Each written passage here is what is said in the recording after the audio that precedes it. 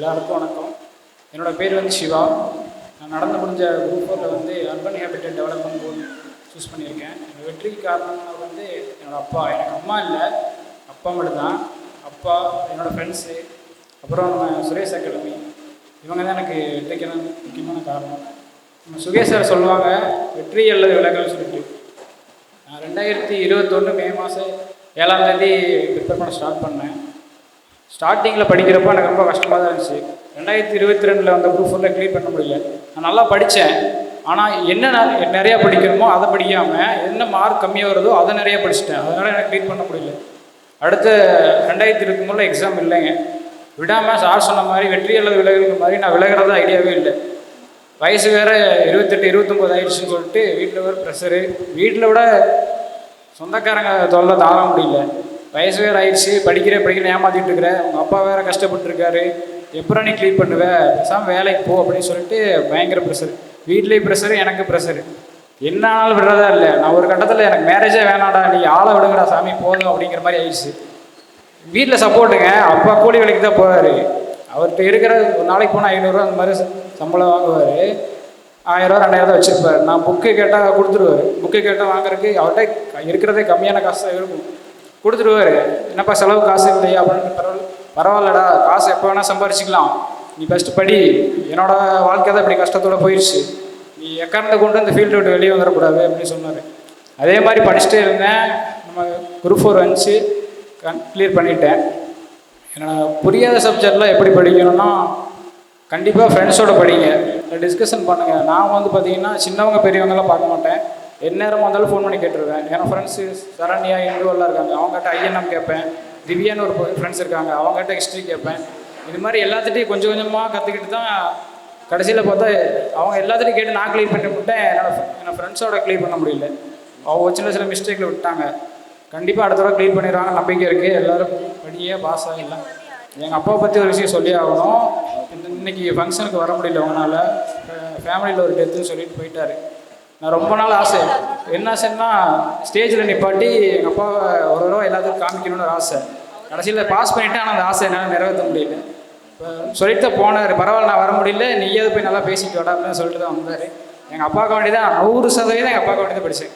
1% கூட எனக்கு படிக்கல. ஏன்னா அவர் தெரிஞ்சு போச்சு நம்மளை யாரும் மதிக்க மாட்டாங்க. எங்கள் ஃபேமிலி வந்து அப்பா மட்டும்தால யாராவது பத்திரிக்கை வைக்க வந்தால் கூட எங்கள் வீட்டுக்கு வந்து வைக்க மாட்டாங்க.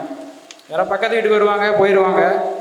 ஊருக்கு போயிட்டு ஃபோன் பண்ணி சொல்லுவாங்க, இது மாதிரி வந்தேன், பத்திரிக்கை வைக்க முடியலன்ட்டு. எங்கள் அப்பா சொல்லுவார், நம்ம நல்ல நிலைமைக்கு இருந்தால் தான் 4 பேர் மதிப்பாங்க.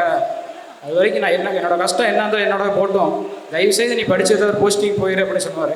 கரெக்டாக நான் எக்ஸாம் கிளியர் பண்ணிவிட்டு ஃபஸ்ட்டு அட்டம்ப்டில் வந்து எக்ஸாம் கிளியர் பண்ணலன்னா அன்றைக்கி நைட் உட்காந்து அழுதேன். அடுத்து எக்ஸாம் கிளியர் பண்ணிவிட்டு கரெக்டாக கவுன்சிலிங் ஆள் போகிறேன். பேரண்ட்ஸ் எல்லாம் ஒரு நின்றுருப்பாங்க. அப்போ எங்கள் அப்பா நான் உள்ளே போகிற பார்த்து அழுதாரு. எங்கள் அப்பா ரொம்ப நாள் கஷ்டத்தில் அழுது பார்த்துருக்கேன். அன்றைக்கி தான் ஒரு சந்தோஷத்தில் அழுது, அன்றைக்கி தான் நான் பார்த்தேன். அது வந்து பெற்றவங்களுக்கு வந்து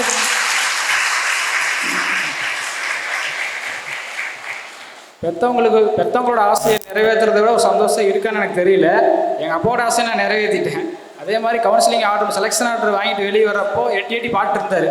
எப்போயுமே கூட்டத்தில் ஒரு வரமான்ட்டு யாரையும் மதிக்க மாட்டாங்க.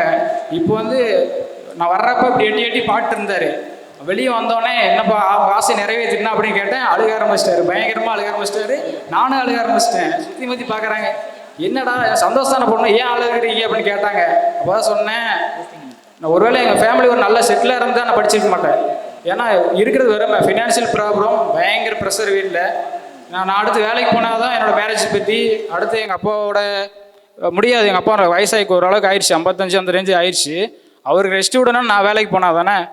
அப்புறம் 3 வருஷம் எப்படி ஒருத்தன் கேட்டாங்க, ஒரு மேம் கூட கேட்டாங்க, எப்படிப்பா 3 வருஷம் இப்படியே படிச்சுட்டு இருக்க, உனக்கு ஒரு லேக் விழுக்கிற மாதிரி தோணலையான்னு கேட்டாங்க.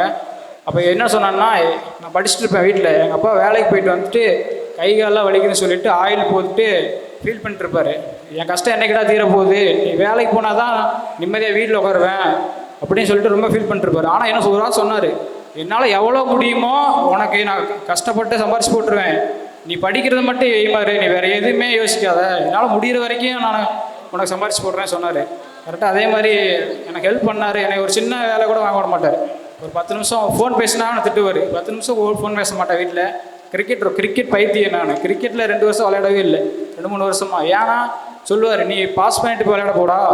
இப்போ நான் விளையாட போகலாம், ஆனால் என்ன நினைப்பாங்க, படிக்கிற சொல்லி ஏமாற்றிட்டு இருக்கேன்னு நினைப்பாங்க. நான் பாஸ் பண்ணிவிட்டு இப்போ நான் விளையாட போயிட்டுருக்கேன், சந்தோஷமாக போயிட்டுருக்கேன். எங்கள் அப்பா ஒன்றும் கேட்குறதில்ல, எங்கள் அப்பா சார் நிறைவேற்றிட்டு அதுவே பெரிய விஷயம். அடுத்து குரூப் 4க்கு எல்லா எக்ஸாமும் சொல்கிறேன், புரியாத சப்ஜெக்ட் ஃப்ரெண்ட்ஸோட படிங்க, கண்டிப்பாக கிளியர் பண்ணிடலாம். எனக்கு இந்த மாதிரி பேசுறதுக்கு வாய்ப்பு கொடுத்து சுரேஷ் அகாடமிக்கு எனக்கு சுகேஷ் சாருக்கு என்னோட நன்றி தெரிவிச்சுக்கிறேன். ரொம்ப நன்றி, வணக்கம். நான் அப்போ வர முடியல, இங்கே வந்து ஒரு ஃப்ரெண்ட்ஸ் கிடைச்சாரு, என் தம்பி மாதிரி அருண் சொல்லிட்டு, அவரை மேடைக்கு அனுப்பிக்கிறேன். என் ஃப்ரெண்ட்ஸால் வர முடியல, இங்கே வந்து தான் ஃப்ரெண்ட்ஸ் ஆனார், அவரை மேடைக்கு அனுப்புகிறேன். கண்டிப்பாக அடுத்த குரூப் 4ல் நான் ஃபோன் பண்ணி சொல்லியிருக்கேன், எதுனாலும் ஒரு டவுட்டு கேளு, நம்ம 2 பேர் படிக்கலாம். அடுத்த குரூப் 4ல் நீ ஸ்டேஜில் ஏறணும், நான் அச்சீவ்ஸ் மீட்டில் அங்கே உட்காந்து பார்க்கணும்னு சொல்லியிருக்கேன். கண்டிப்பாக கிளியர் பண்ணுவார், நம்பிக்கை இருக்குது. நன்றி, வணக்கம்.